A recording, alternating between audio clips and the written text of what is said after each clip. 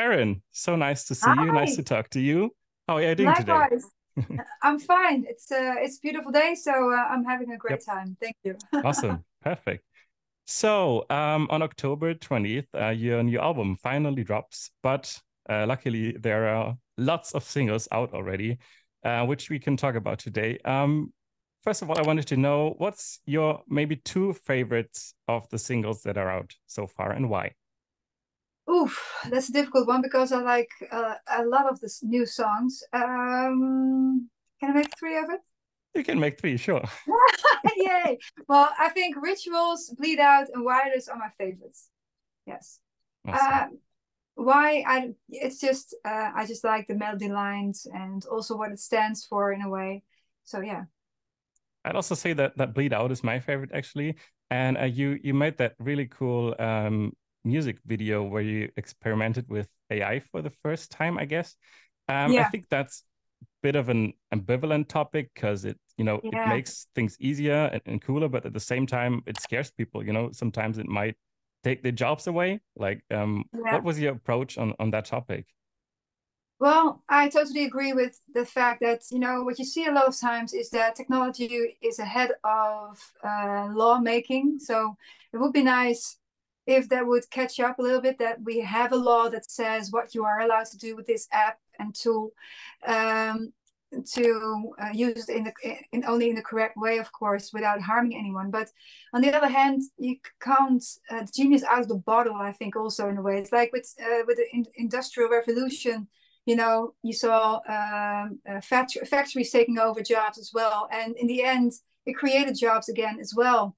But then in direction in the same sector a lot of times, but maybe in a different way, and it means that people just we all always have to adapt to new changes. I think, and that's always scary because people don't want to change; they want to keep everything the same. But and I do understand that it is scary because people can also use this in a very wrong way, to my opinion. And that's why we need laws to prevent that. And what we did with our videos, actually, we worked with the same amount of people. We filmed the band, we used a camera crew, a director, someone to write a script with.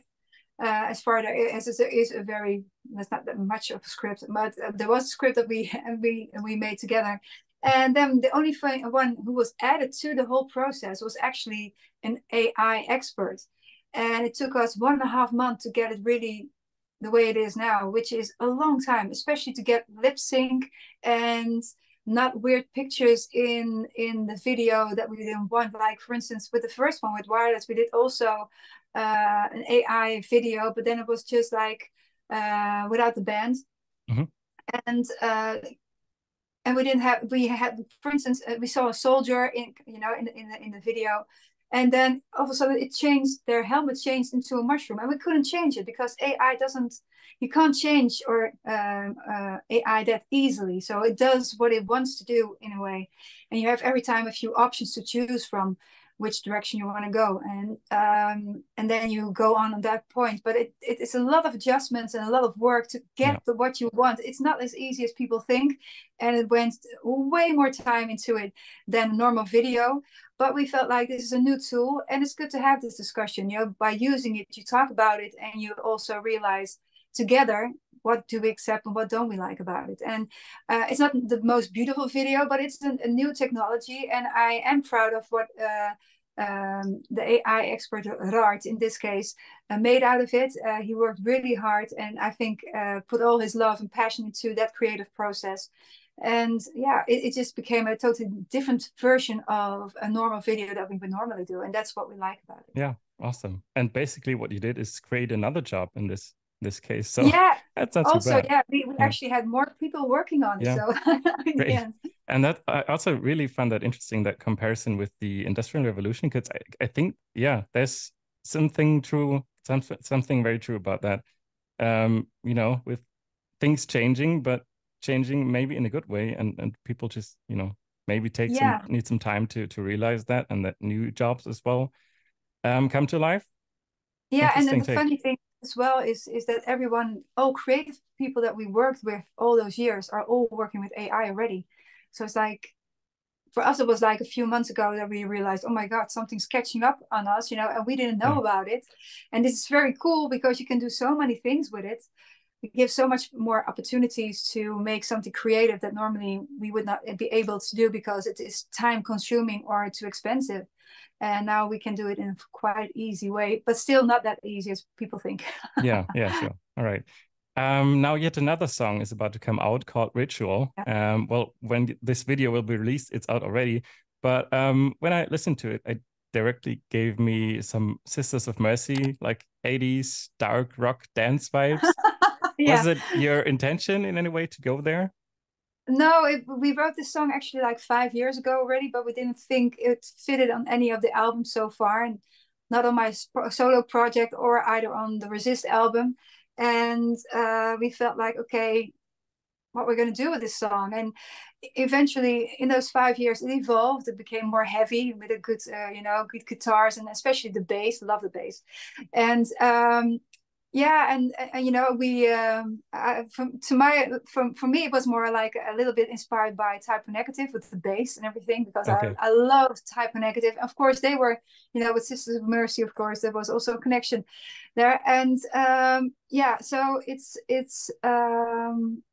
just a fun track. It shouldn't be taken too seriously. It's a little bit a sensual song. And it was inspired by the movie Dust Till Dawn. I don't know if you know the movie from Quentin Tarantino. It's about a while back, but you should check it out. But at the Yeah. time, it was really a revolutionary movie because it starts out as a road movie, and halfway, the whole storyline changed like 180 degrees. Okay. Everybody who's badass is get his ass whooped by vampire ladies, actually. And it's like, oh my God, what's happening? And everybody was in shock while watching the movie because nobody thought like this would happen, Yeah. because it's a crazy plot twist. And we felt like, could be the same kind of, this song could do the same thing for our record, which is a very heavy record, lyrically and emotionally. And the halfway the album, you can have this like breath of fresh air, like, and have a little bit of a break and then go on again with the rest of the album. So for us, it was Okay. like a bit of a game changer on the album. Yeah, awesome. And I definitely need to check out that movie. You should. Sounds promising. Maybe it's a bit outdated now, but at that time it was really like Doesn't matter. I like revolutionary. Quentin Tarantino, so it shouldn't be too bad. Oh, great.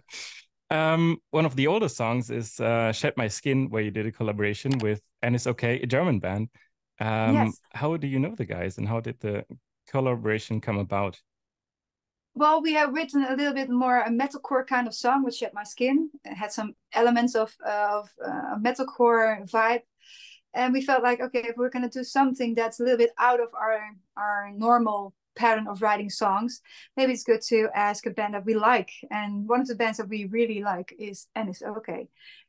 We just came across them before, I think during the Corona time or just before it, we stumbled upon them. When we thought, oh my God, who's this amazing band? And really loved their songs, their melodies, and also the heaviness, the combination of it. And we were lucky that they felt the same about us, and yeah, we're happy to collaborate with us. What can you tell us about the lyrics on the album? You already said that it's kind of serious and also personal. It seems that you really dived into society related topics and problems like global injustice, the war obviously in Ukraine. So how did you approach the lyric writing this time? Well, when we started writing was quite some time ago, because, like you said, the singles there are a lot of singles out, and how it started was that we were supposed to be on tour with Evanescence through Europe, and our Resist album was already out for a bit when we were supposed to go on tour with them. So we decided we wanted to write new music while touring with them. Otherwise, you don't hear anything new, and we want to bring something new to the table for our fans. And then the pandemic happened, and we felt like, okay, now we've written those songs and we can't play there and we're doing nothing. Let's release those singles and, make ourselves happy and also the fans to have something to look forward to. And so that it came about that we actually released way more than we normally do. And then after the tour finally started, which took more time than we thought because it was postponed 4 times. Yeah. And which is a lot. And so we did a lot of things, and we started writing again after before the tour started and after the tour, and finished the album like in a few weeks time actually, and recorded it. The whole beginning of this year was recording, finalizing lyrics and stuff like that, and also already trying to keep people keeping their attention and engaged with us by releasing some songs already. So this album has a lot of released songs. I do realize that, but also when we started, it was more about social subjects because we're in the middle of a pandemic. Yeah.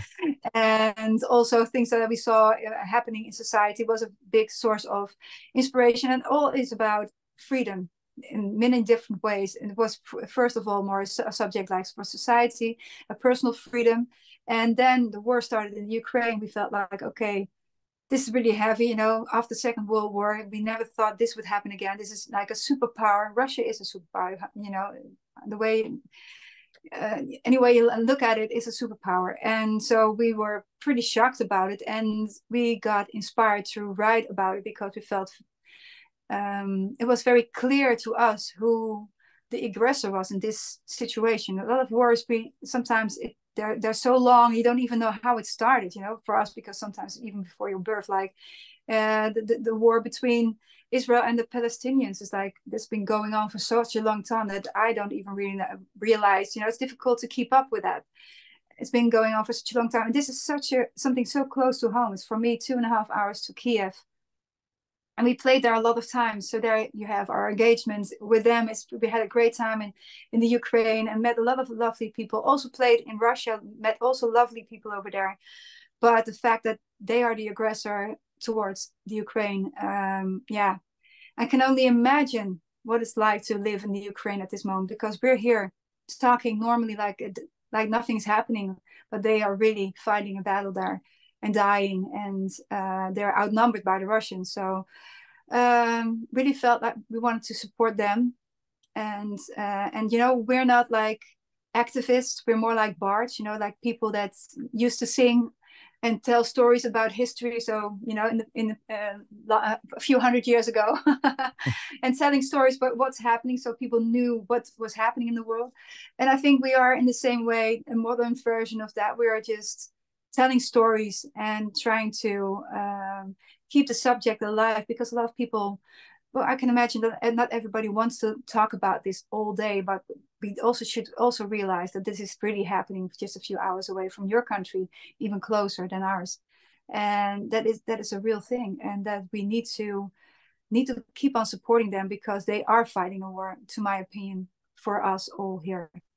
Yeah, and it's so great, honestly, that you use your voice and use your reach for these topics and address that. And yeah, I think that's really strong and great. Great Thank that you. you do that. I wanted to talk about that tour you just mentioned, actually, with Evanescence. I think that was a pretty big lineup, like with two of the best bands in the genre, basically. With that being behind us now, is there a band that you would love to take on tour in the future?